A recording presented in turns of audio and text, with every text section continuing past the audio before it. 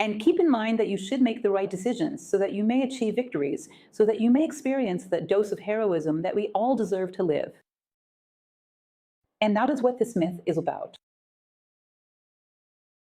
The courage to admit mistakes, this one is difficult, isn't it?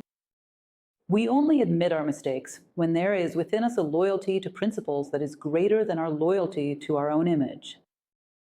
Our desire to prevail over others. In other words, just by admitting a mistake, you already know that you are experiencing a moment in which your human self has risen above your animal self.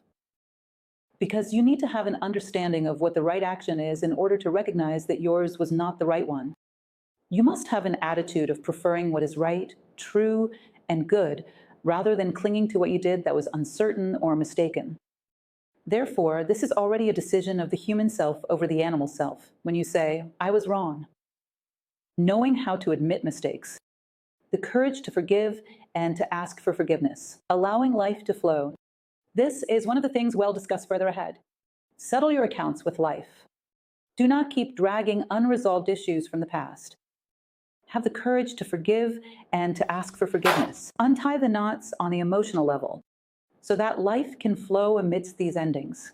Do not leave things unfinished. Do not leave loose and behind. Life must flow. Have the courage to face crises. If you fall, get up quickly.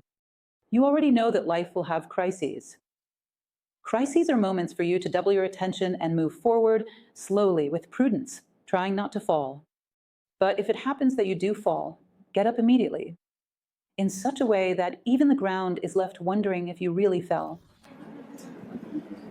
Whenever I talk about this, I always remember the story of a young boy. We have always been involved in social work, and one of these boys who stayed with us for many years and is still with us today is Philip. On one occasion, we were having a New Year's party. He was all dressed up. He was a teenager at the time. Now he's all grown up, dressed nicely, looking sharp, and he came hopping and skipping just like any teenager, eager to get into the hall. I was sweeping the hallway.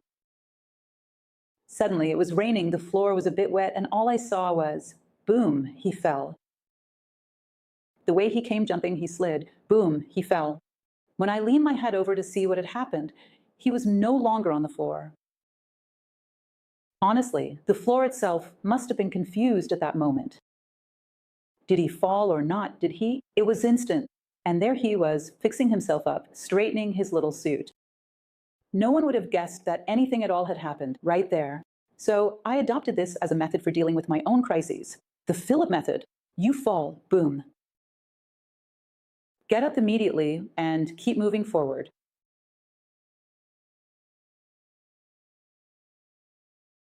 Second sphere of consciousness. So we talked about a lot of practices in this first sphere, which is our relationship with ourselves, our relationship with this group, with this quaternary we mentioned, the physical self, the energetic self, the emotional self, and the mental self. Now let's talk about our relationship with others, not yet with everyone, but with those around us, with those whom we are meant to live with. In other words, our family members, our friends, our colleagues at work, our neighbors. This segment of humanity with whom we interact. How do we coexist with them? Here, another sphere of consciousness comes into play. It must include other people within your field of consideration. Before, it was only about the self. Now, it must include these other people and know how to interact with them. At first, those who are closest to us. In the third stage, the sphere of consciousness will expand to include everyone. But here, it is about those who are closest. And here I bring up something that is a fundamental dilemma. We are social beings, we truly are. Since time immemorial, whenever remains are found not even of Homo sapiens yet, but of some earlier hominid, they were already social, already living in small communities. In other words, we are social, but we face serious challenges in living together. If you stop to think about it, the serious problems you have faced in your life so far, notice how many of them were related to coexistence. How many? There are truly many, almost all of them. In other words, we can't live with others, nor can we live without them. So, how do we resolve this? I can't stand you, but I also can't stand being without you. Therefore, we must find some solution to this very curious human dilemma. We need to bring peace to our coexistence to make it possible. How should our consciousness position itself in the face of this, Iona? And here, he will offer a series of other pieces of advice. He says that a school of philosophy in the classical tradition, as existed in ancient Greece, has the purpose of always working around three concepts, the first of which is fraternity. Secondly, there is eclecticism, which is the comparative study of all human knowledge to discover how far we have come so far. And of course, self-knowledge. The deeper we are within ourselves, the more deeply we will come to know the things around us. But the first principle is to be concerned with fraternity. That is, to ensure that we can, in fact, consider ourselves as brothers and sisters. In truth, to have an understanding that the people around us are my concern. They matter to me. This has been a direct concern of philosophy throughout history. The philosophy as we practice it, ancient philosophy, philosophy in the classical tradition from both the West and the East, has always regarded this as a fundamental concern, to resolve this dilemma of coexistence. Here, there are two complicated aspects. One is the acceptance that we must have of others. We must accept others. But this acceptance must be just. What does that mean? Justice is to give each person what is rightfully theirs. I accept a person who has committed a crime, but even for their own protection, they must be isolated from society so that they do not cause further harm. In other words, to spare them from accumulating more karmic burden, as India says, more mistakes on their conscience, and to spare humanity from the harm they might cause. So, does that mean I do not accept them? I do accept them. Whatever I can do to help in their regeneration, I will do. If it is within my reach to help them overcome this and have a new interaction with humanity, I will do so. But at this moment, the most just thing is for them to be here. It is about knowing how to put everything in its proper place, but never closing your heart to anyone. Difficult, isn't it? But that's how it is. To give each person what is due to them, that is justice, but never to close your heart to anyone. In such a way that, in this universe, there is only room for all you. This world is too small for both of us, just the two of us. Look, turn around, because it will be just the two of you. There will be no other alternative. Therefore, find a way to keep this person at the right distance, at the right pace, in contact with you, but accept them. And renunciation, which is another fundamental thing. To live together with another, I must practice renunciation. People say, oh, that's dangerous because you'll have to give up who I am. You should never renounce anything that is essential. You should not give up your values. You should not give up your principles, your highest and deepest identity. None of that. But between us, there's no need to hire any hypocritical institute or expert to figure out that 90% of our conflicts are over superficialities. It's not about these essential elements at all. I didn't argue with him because my sense of justice is different from his. No, it's because he wants the table to be on this side, and I want it on that side. In other words, the ability to let go of these personal wins, which are absolutely insignificant, is one of the factors of adaptability. It is knowing how to prioritize the things that truly matter in life. Living together is worth far more than personal whims. We must know how to prioritize and recognize the true value it holds. If we do not give proper value to coexistence, we will never be able to establish it. At least, not in a positive way. A relationship with another human being is something very profound and very sacred for me to sacrifice it over trivialities. Therefore, a strong capacity for self-renunciation is essential. This must also be present. It is a fundamental element, purity of heart. That is what this is about.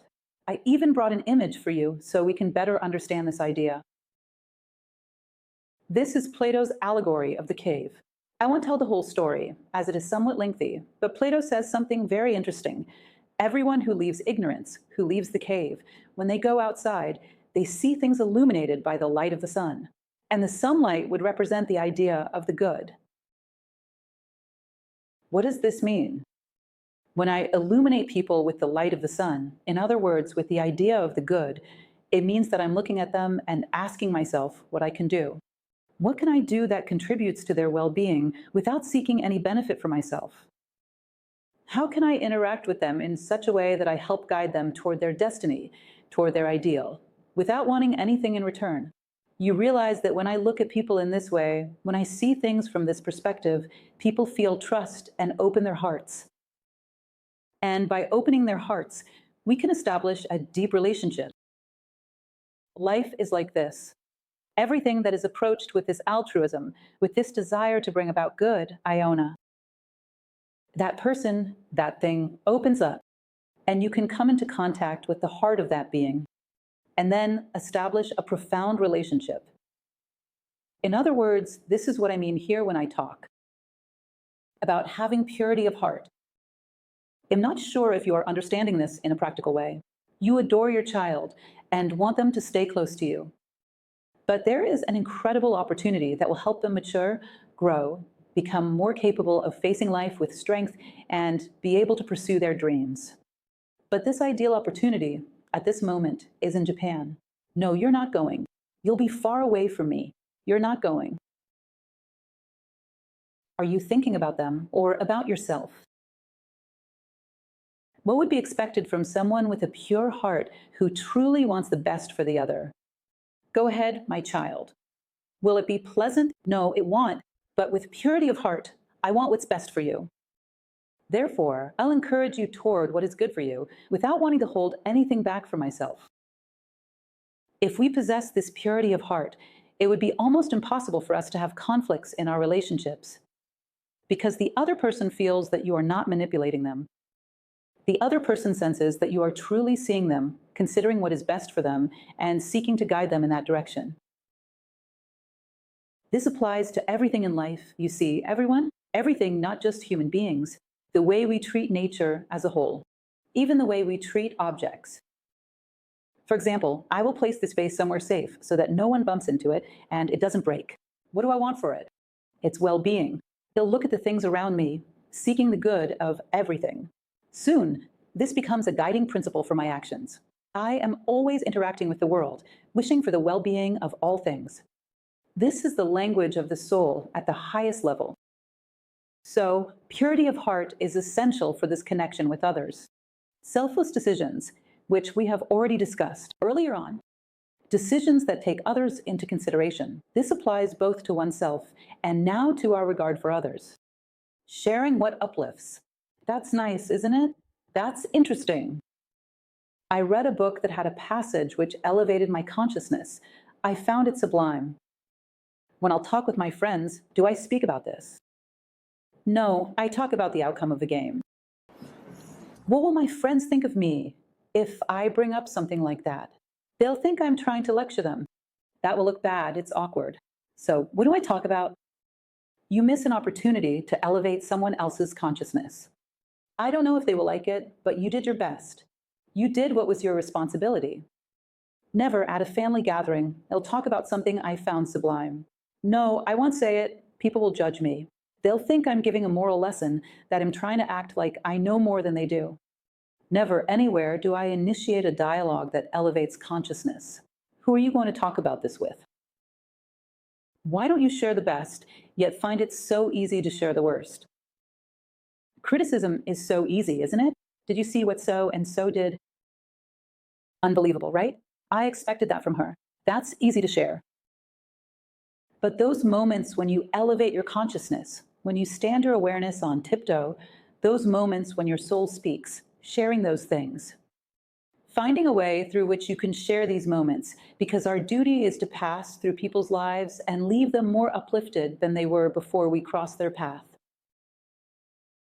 Otherwise, we are not a force for addition, but a force for subtraction.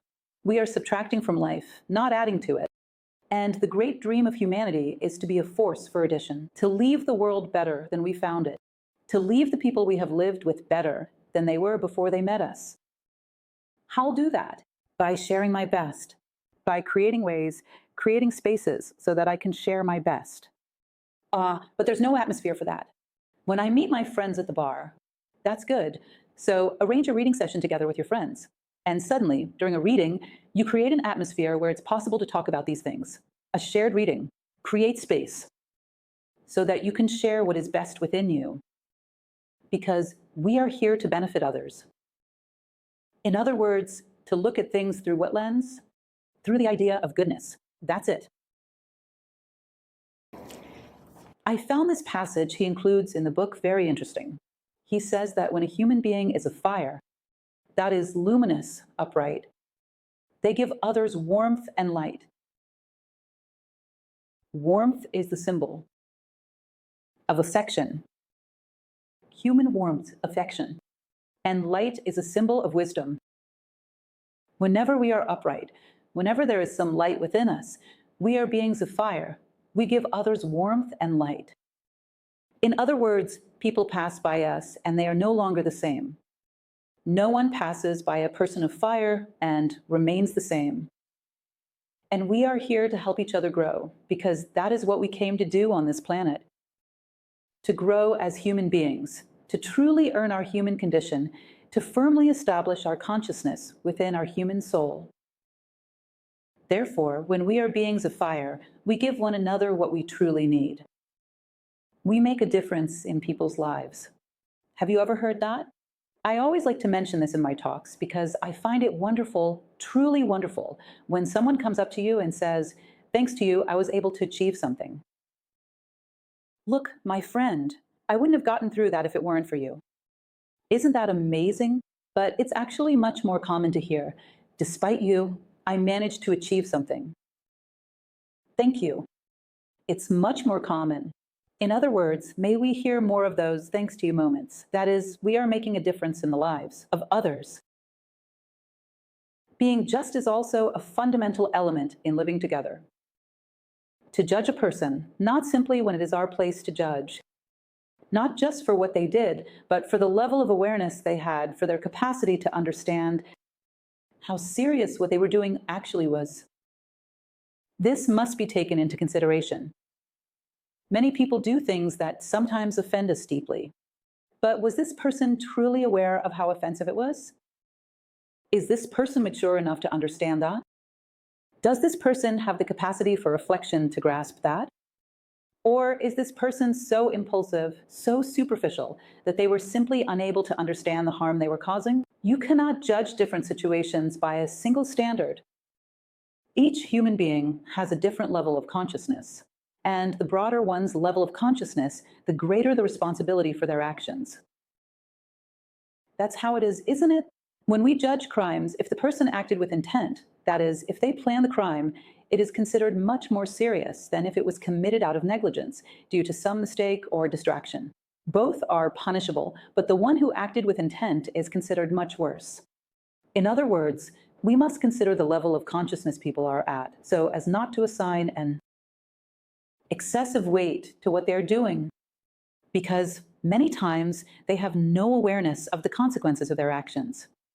How often do we approach someone and say, "You hurt me with what you did," and the person responds, "What?" I never realized that. I never imagined that I could hurt someone with that. In that moment, the person learns something new, that they can hurt someone in that way. In other words, this must be taken into consideration.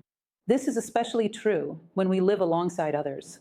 When we are constantly reflecting on the way we interact with them, on the level of consciousness in which they find themselves. And here, two elements that are very present within Stoicism, the Stoic philosophy, come into play: ataraxia and autarky. What are these two things that are so important for living together? Ataraxia is serenity in the face of circumstances. This is something extremely beautiful and rare to find. Imagine, for example, there is a child who is near you in a restaurant and starts choking. And you know how to perform a maneuver to help them expel what is blocking their airway. But you become so overwhelmed that you are unable to do anything. How beautiful it is when a person, in such a moment, has the composure to politely ask the parents' permission, take the child, perform the maneuver, and help the child expel what was blocking them. Someone who is able to maintain serenity in the face of a situation, even if it were with their own child, in order to do what is best, to act in the most appropriate way. You notice that, for example, when there is an accident during a performance, a fire breaks out, or something of that nature, most people, if not everyone, act out of panic and make the most irrational decisions imaginable. Instead of fleeing from danger, they throw themselves right into its arms. In a building fire, many people jump out the window, which is the worst possible option. there's absolutely no chance of survival. In other words, this is a lack of clarity and composure in critical moments. Throughout my life, I have prepared to respond in critical situations, but when those moments arrive, I find I am unable to control my emotions. How admirable it is when someone remains precise. While everyone else is desperate, that person steps in and does exactly what needs to be done. You can sense a certain weight there, a measure of wisdom, a degree of self-control, qualities found in those who are most capable of helping one another. In other words, in our relationships with others, we must increasingly cultivate the ability to remain serene in times of crisis. That is when the best decisions are made. When we lose control, we make the worst decisions, ones that we may regret for a long time afterward, perhaps for an entire lifetime. And what is self-governance? It is the autonomy of thought that makes us tolerant. I can let go.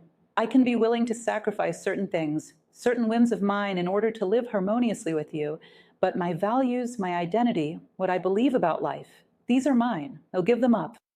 I will not argue with you about it, but simply do not try, because I'll not give them up.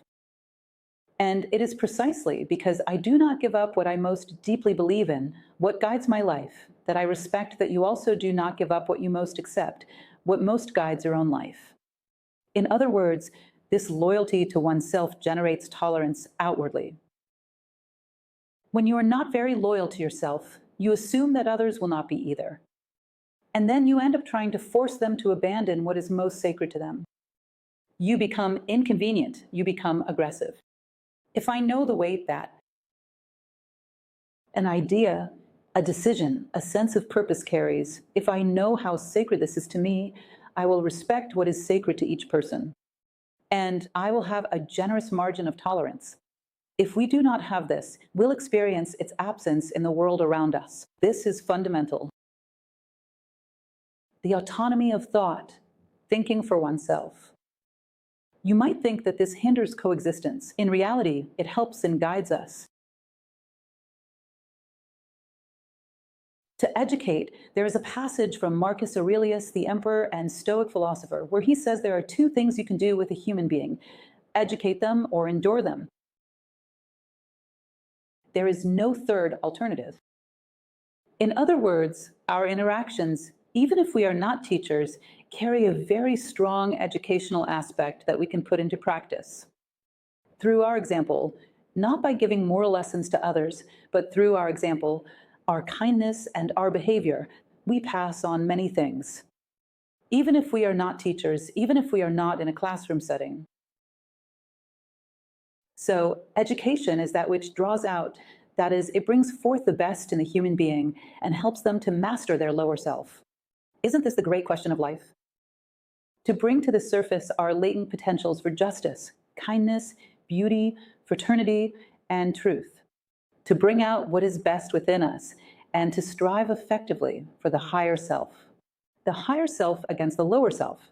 Well, if this is the fundamental aspect of life, shouldn't education teach us this? Of course it should, because this is decisive. Everything else is secondary. What profession are you going to pursue? That is a secondary element, but the most important thing is that, in any profession, you are a person who acts from the soul. Can you imagine a doctor who acts only out of self-interest? A lawyer? In any profession, someone who acts solely out of personal interest, it's clear that before any occupation, for it to be successful, for it to be just, you must have sufficient mastery over your personal self, over your personal interests. Therefore, the education that teaches a profession should also teach these necessary prerequisites for the profession. In other words, that you bring forth the best within yourself and are able to master your personal self, your animal self. This is fundamental. And through our example in life, we are able to pass this on to others. Sometimes, without saying a single word, we are able to convey this to others. Developing volunteerism. This is a very interesting approach. Today, it has reached the point, you may already know this, where doctors advise certain people to do volunteer work as a healing element. This really happens because it truly has a tremendous effect on the human psyche. Many illnesses are born there. They arise from a mistaken mental or emotional state. This has a very profound effect. What does volunteerism mean? You choose freely, no one forced you, because otherwise it is not volunteerism. Volunteerism comes from will. In other words, I decide that I want to contribute to the well-being of something, of someone, or of a group of people. I want to contribute to the good of these beings without taking anything for myself. And this creates a culture that ennobles humanity. The more volunteers we have, the more it becomes a common practice. We come to understand that human beings work for others without any personal interest. We begin to trust in humanity again, which today is so undervalued. It becomes routine. It generates a new culture. We are human beings who are capable of doing so much for others without wanting anything in return, with absolutely clean hands, with pure hearts. This creates a new culture. This gradually becomes established in the new model of humanity. It is a very good thing to do volunteer work. It is truly worthwhile. He is going to say something that I found very interesting. And in fact, it makes sense from an etymological point of view. What is a cultured person? You might say it's someone who has read a lot of books, someone who has studied for many years. No. Cultured, cultos, comes from the same root as cultivation, to cultivate, in other words, cultos. It is someone who has been able to cultivate their character well, to work on their character so as to lean toward good things and reject what is bad. You might think if someone tells you, this man is very cultured, why is he cultured? You would immediately think he studied a lot. No, because he has cultivated within his character the highest virtues. He is a person who always leans toward what is good. Have you ever thought if this is what it means to be cultured? How wonderful it would be if we had many cultured people in this way. The common notion of culture, that it is simply someone who has studied a lot, who has read a lot. When humanity faces a difficult moment, will this person be the one to take the first step? The one who will sacrifice himself for others? The one who will be capable of engaging in volunteer work? If he only has an academic background, does that mean we can expect this from him? You see, the common notion of a cultured person is simply someone who carries information, but it doesn't mean he's a human being, a better one. Or does it mean that someone who has read 30 books is more engaged in volunteering, more fraternal than someone who has read only 10? Can we really say that? No. We can say that a person who possesses more virtues, who is inclined toward virtues, will, in a critical situation, do more for others. In other words, a cultured person is someone whose character is well cultivated. Not that I think reading books is a bad thing, read as many as you can, but also strive to live them out, you see? Because otherwise, it's just a collection of dead information. If a book contains something you consider good, noble, and just put it into practice in your life the very next day. Otherwise, it becomes sterile intellectualism. Knowledge must have a practical application. Only the knowledge that makes us better is truly useful, as Socrates said. That's how it works. Iona. Understanding that we all possess a divine spark makes living together easier. I have brought another myth for you. This is the myth of Prometheus. To summarize the story greatly, in Greek mythology, Prometheus was a titan. Human beings were very animalistic, hardly thinking at all. They lived with a purely practical mind, concerned only with their own survival. Then Prometheus, who was a titan, took pity on humanity. So he went there, taking advantage of the gods while they were sleeping. You can see there is a god sleeping deeply. He took advantage of this and stole the fire from the gods. And he brought it to humanity. The gods were furious with him, and he was punished for this. There is a whole story that follows, which I'll discuss, known as Prometheus Bound. He suffers, he is punished for this act. But from that moment on, humanity possesses this divine fire. This fire of the human soul, this fire of values, this fire that is not simply a practical mind that solves problems just to survive. But now it is a pure mind, one that works to benefit the world around it. In other words, we have acquired this divine fire. What is interesting for us to highlight? Myths of this kind, when a Greek would listen, when a Greek man attended the theater and heard a play like this, he would think, Well, if Prometheus brought the fire, for us, it means that we all have a divine fire within us. Therefore, I cannot disrespect someone who has a divine fire inside them. Isn't that so? All people are worthy. It's not just me who received the fire from Prometheus. Everyone has received it. Therefore, everyone deserves respect. I cannot relate to a person who has something divine within them in just any manner, because I would be disrespecting the divine itself. Do you understand this idea? There is a very beautiful passage, also in an epic called the Ramayana. I will summarize it briefly because the story is long. There was a king, a prince named Rama, who needed to cross to an island to rescue his wife, who had been abducted. He asks the animals for help. He could communicate with the animals, and all of them start throwing stones into the sea, and a sea god granted them the property that the stones would not sink, and thus they began to form a bridge. So all the animals were there, throwing stones into the sea to build this bridge. Then there was a big monkey, Hanuman, who kept teasing the squirrels. The squirrels were carrying those tiny little stones, getting under everyone's feet, making people trip. What a nuisance those squirrels were. So he would kick them, and it turned into a whole commotion. The squirrels went to complain to Prince Rama. Rama, we also want to help build a bridge. And look at Hanuman over there. He's picking on us. Then Rama took the squirrel, turned it over, and ran his finger along its back, leaving that white mark you see on a squirrel's back. Meanwhile, Hanuman was there carrying the big stones. When he saw the squirrel and was about to tease it again, he noticed Rama's finger mark on its back. Wait a minute, these are our friends. Let's respect the squirrels. Watch out, you're about to step on a squirrel. Be careful, look out for the squirrel. Why? He realized that behind each of them, there was also Rama's touch, something divine. When we come to understand that all of humanity is endowed with this divine quality, it becomes much easier for us to have. Mutual respect. You are not speaking to an empty shell. You are speaking to something that holds a divine spark, a flame within. Therefore, show respect. Because in some way, to disrespect a human being, to break the dignity of a human being, is to disrespect God himself. Because he is there within each one of us.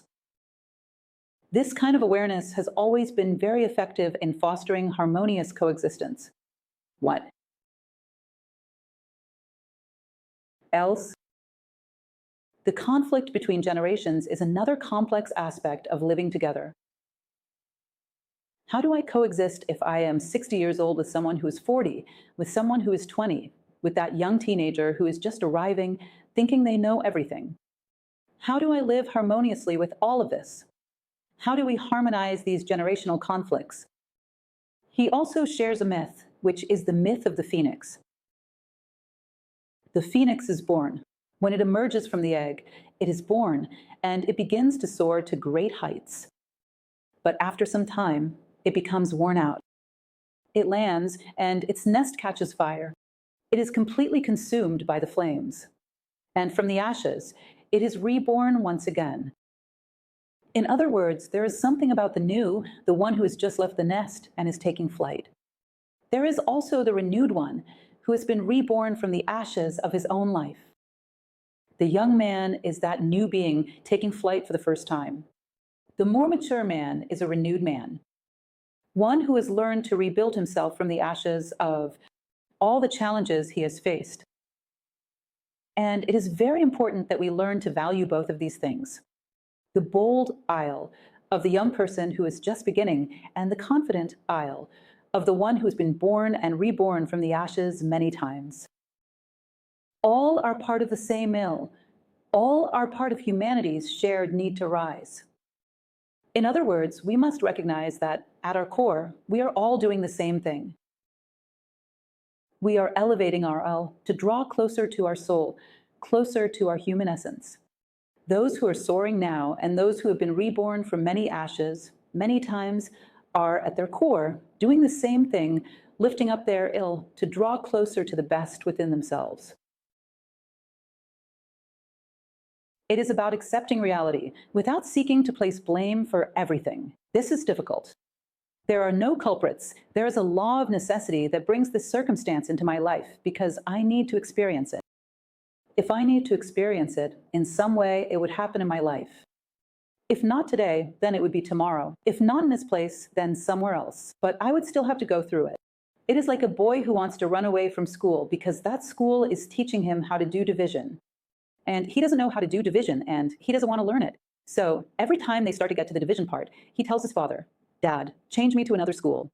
The father changes him, and soon, where does he end up? At division again. Then he goes to another division. There's no way for him to escape this test because he won't finish his little bit of learning, let's say second grade, if he doesn't go through this. It is very similar to what we experience. We have a certain content that must be integrated by our consciousness. If it doesn't happen here and now with this event, it will happen somewhere else. But something equivalent will occur to bring you to that level of awareness. In this way, you don't place blame on anyone.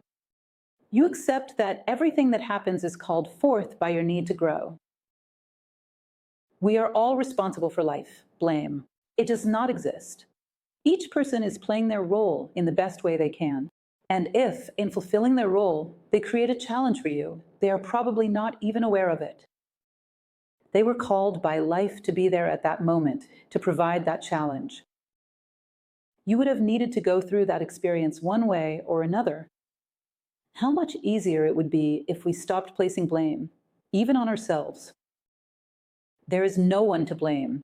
I'm responsible for what I need to experience. And I take responsibility, I commit myself, I face it, and I overcome it. Blame? No one. How much easier would life be if we embrace this? How many times have we told someone or thought, "I'm suffering because of you"? I went through this because of you. How many times? Sometimes we don't say it, but how many times do we think it? Is it really someone else's fault? Is that truly why we experience everything we go through? If you stop to reflect in the future, when your mind has calmed down after many years, your perspective will say, "Wow, I really needed to go through that. If it hadn't been for that, I wouldn't be who I am today." It was tough, it was difficult. It took a good part of my life, but look, I had to go through it. There was no other way. Do not become alienated by routine and forget who you are. In other words, don't fall into a repetitive cycle of actions where you stop being present in your own life. I'm more attentive to all the things that happen to me at every moment, which is fundamental. When you lose this awareness, you stop noticing the details of life, and you stop paying attention to others.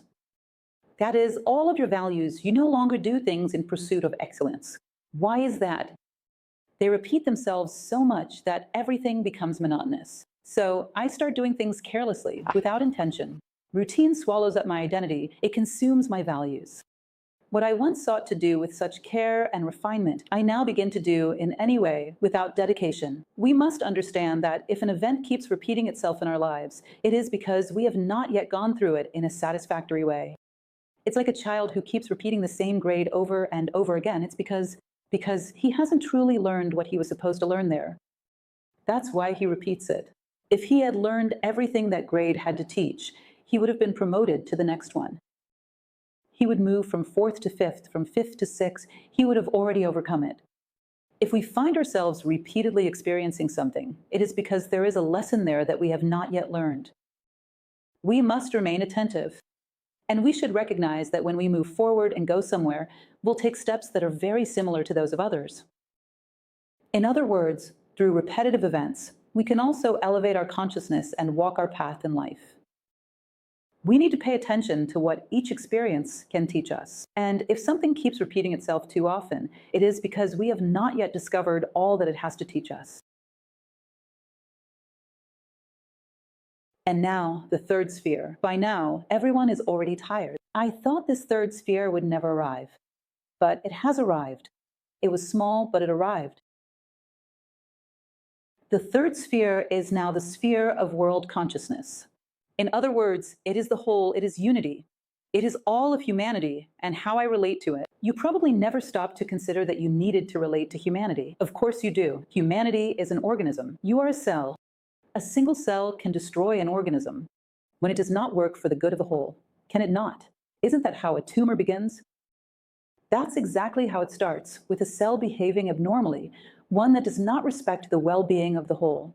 In other words, I have a commitment to the whole, I have a commitment to humanity, I have a commitment to life, I have a commitment to nature, to the planet. I have a great family, and this family is entirely interconnected. What I do echoes throughout this family. What this family does also echoes within me.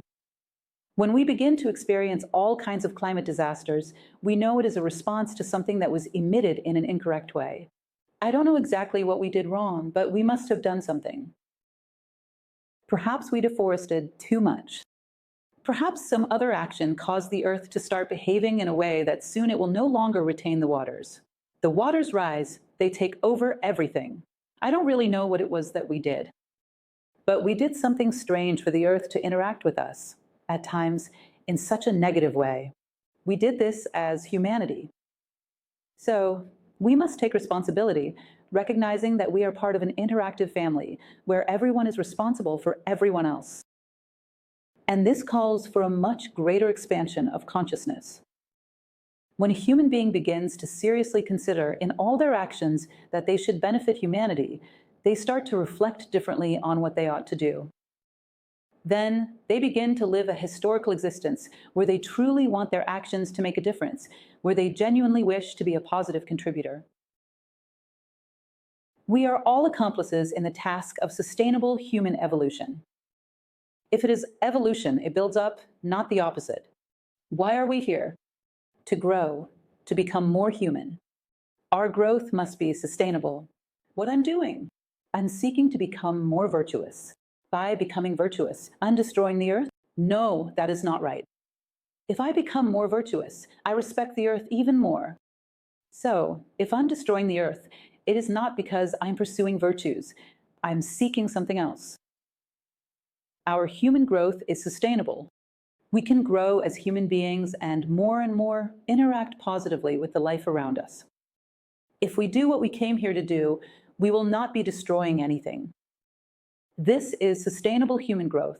To grow is to elevate your consciousness to the level of the soul. What will you become? More respectful, with greater dignity, with a deeper awareness of the pain you may cause others. This will not leave a scorched earth behind.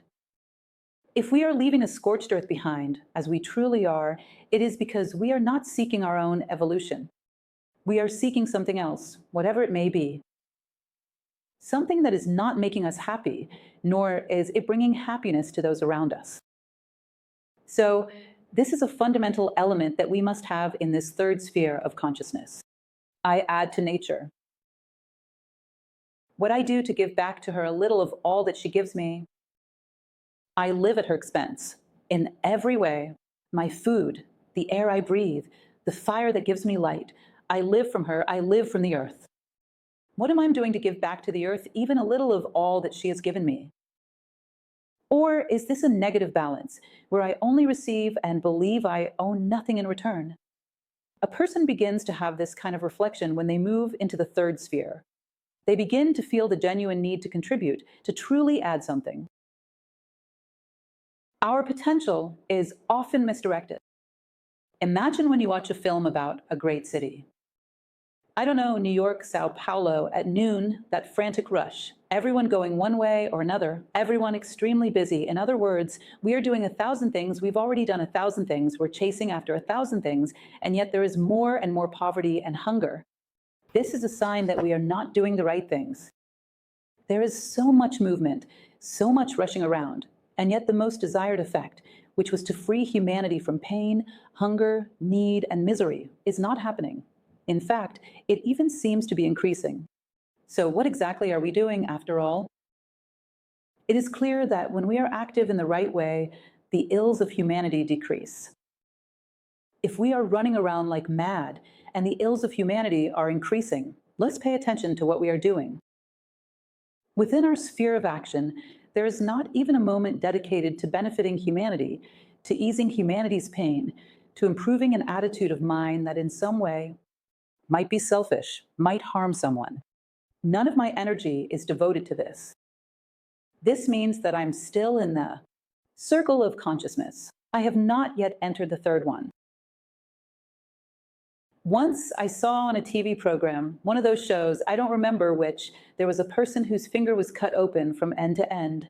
This person was a waste picker, and they picked up a broken bottle that someone had thrown in the trash without thinking that someone else would have to collect it. Something as small as that. Something as small as that. If you are mindful, if you break a piece of glass, someone else will pick up that glass and get hurt. Is it a simple thing? Yes, but it is a meaningful action. It is in the small things that you prepare yourself for the bigger ones. This thing I'm doing, will it cause pain to someone? Will this harm someone?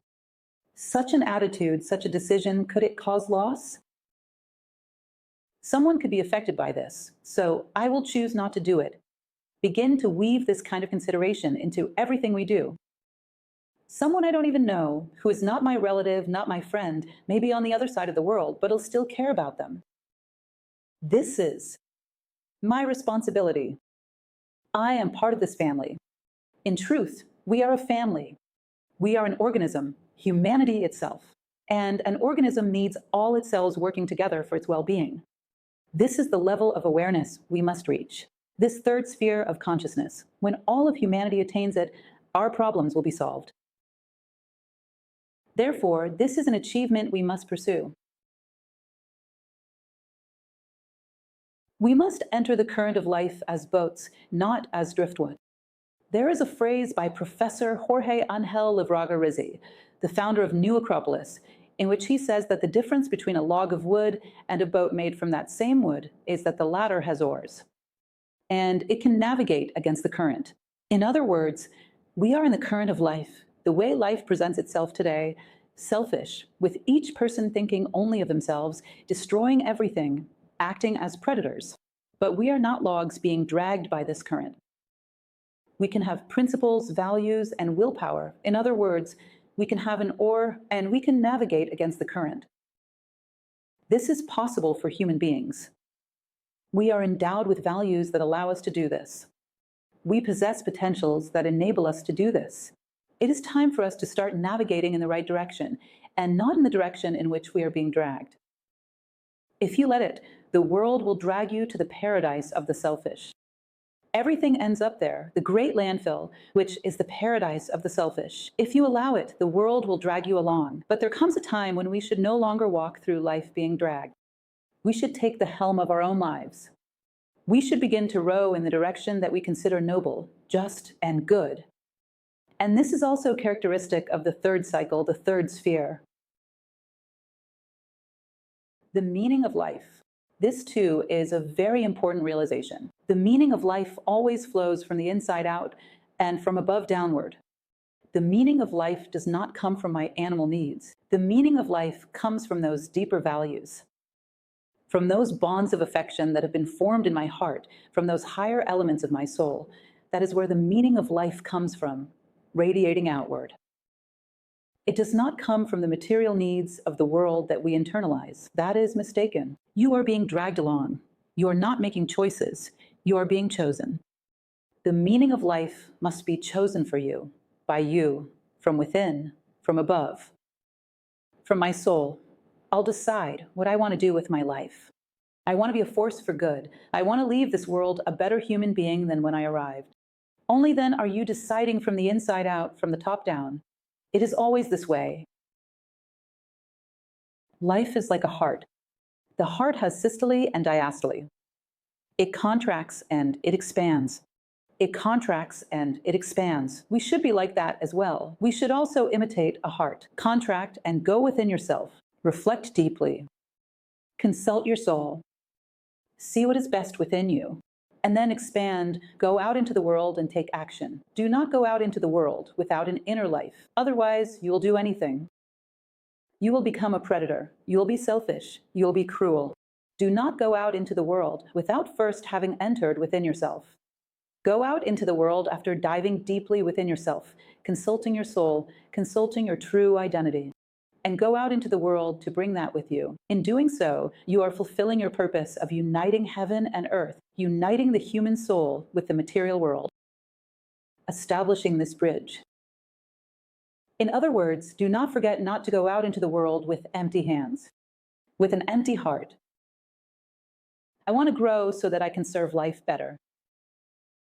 There is a passage from a book by Stephen Pressfield that I find very beautiful. I always talk about it in my lecture on how to overcome internal limits.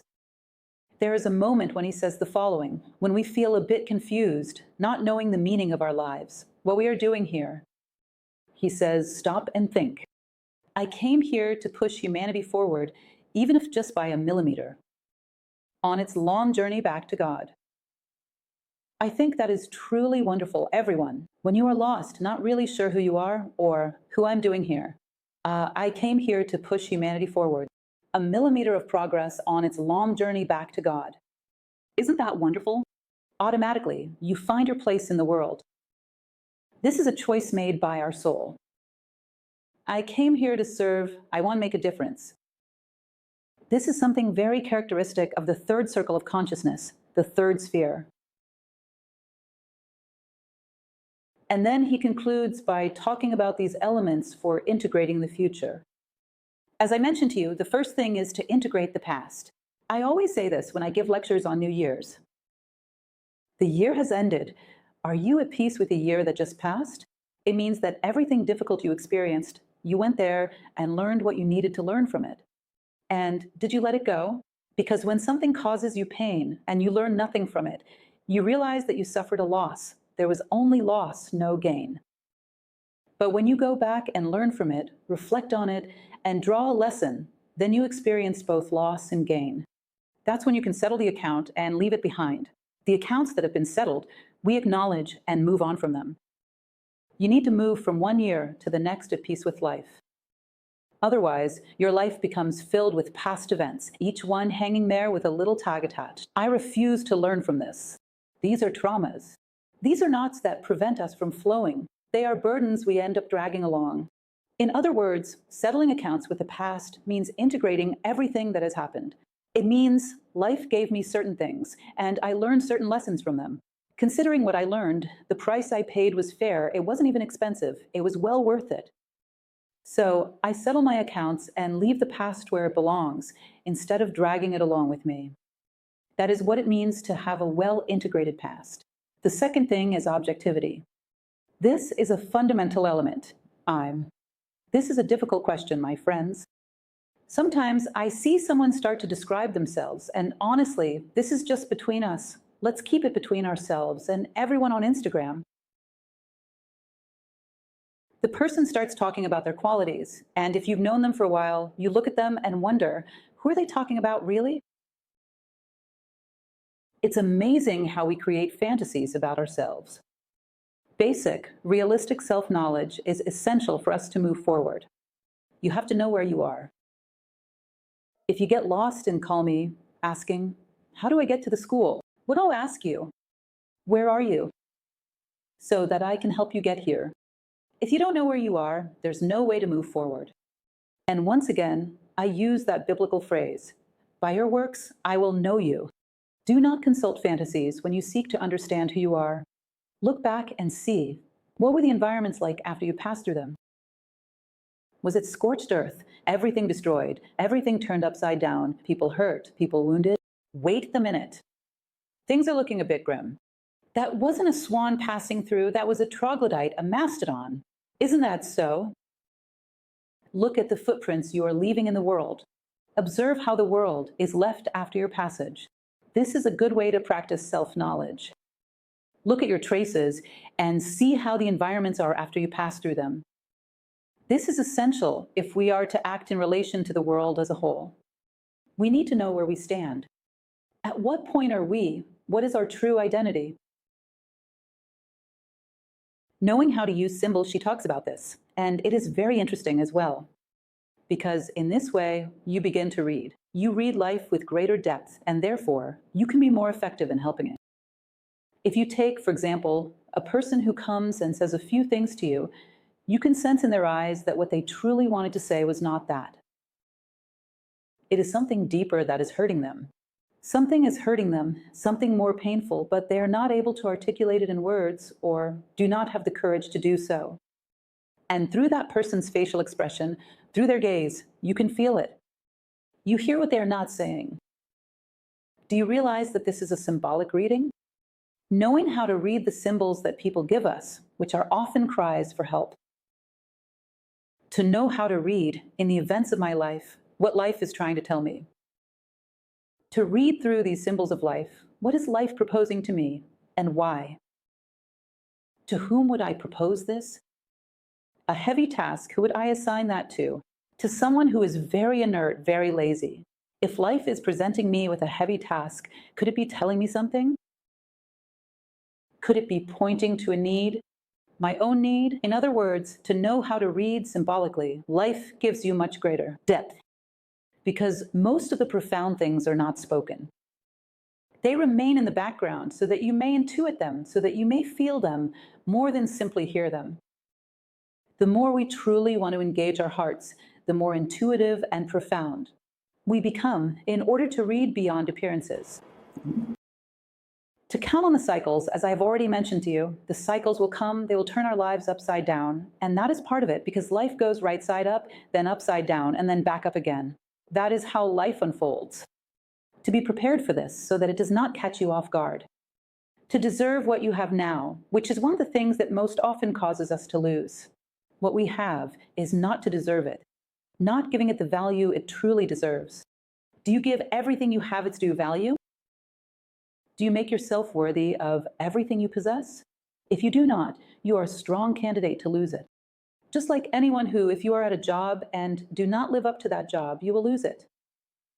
It is the same with life. Honor what you possess, value it, and make yourself worthy of what you have. Exchange a fragmented awareness. This happened, that happened, the other happened, for a unifying consciousness. This was the cause of that. And because of that consequence, I reacted and did such and such. Do you see? Establish connections. Understand the circle of life. Understand how things are interconnected, the reasons behind what is happening. When I go through something, sometimes it is important to remember at what moment I created the need whose consequence is now unfolding. When was the moment that I set this in motion? What was the cause whose consequence is now falling upon me? Close the circuits of life. Know how to relate. Know how to unify in order to better understand life. Know how to use your freedom and honor your sense of purpose in life.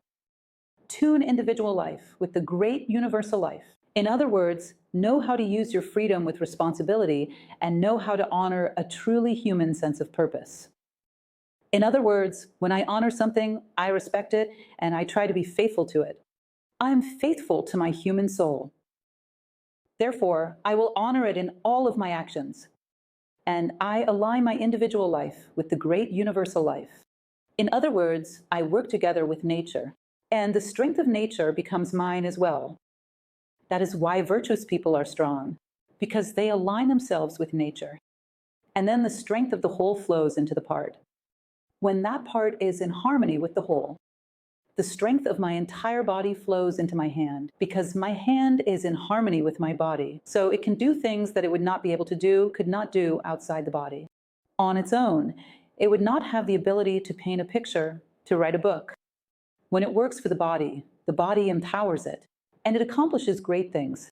Align your life with the life of nature, and you will be able to do everything that nature can do.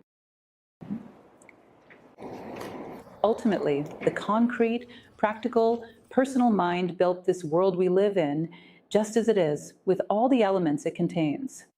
It is time for us to listen to the human soul, because the human soul builds a world that is entirely different from this one. If you remove from command a personal, self-interested mind that only works for selfish interests, you dismantle the world it created. Every human being who does this causes that world to begin to crumble. And you begin to build a world guided from above, inspired by the human soul. You start to rebuild reality on new foundations. Each person who does this contributes. And this is our duty. It is what is required of us. In a moment of renewal, to be reborn from the ashes, collectively as human beings. The time has come for us to begin to learn to listen to the human soul. And the time has come to navigate our own ship, not to be swept away by the current. to start making decisions, to take responsibility for them, to be worthy of them, and to work toward that, understanding that our purpose in life is to elevate our consciousness to that third sphere and to bring others along with us. As many human beings as we can bring along through our own example. And then he will talk about the myth of Ulysses and the sirens, which is right here. You remember this episode where the sirens were enchanting. They would captivate the sailors and pull them down to the depths of the sea. And so Ulysses, knowing this, put wax in the ears of all his sailors, but he wanted to listen and not be dragged away. So he asked to be tied to the mast of a ship. This passage is truly beautiful. Ulysses, bound to the mast of his ship, hears the sirens but does not give in. This is exactly what we are talking about here. We must tie ourselves to the mast of our values and reach Ithaca, the homeland of Ulysses. It is time for us to reach our immortal soul. It is time for us to reach unity. This is imperative. This is why we are here. Well, this is basically what I wanted to share with you regarding the 3 spheres of consciousness. To be worthy of stepping into this third sphere. To take the reins of our own lives. To act according to the guidance of our soul. To understand what our consciousness truly is. And to strive to elevate it to the highest level it can reach. And that is it, everyone. I am deeply grateful for your presence.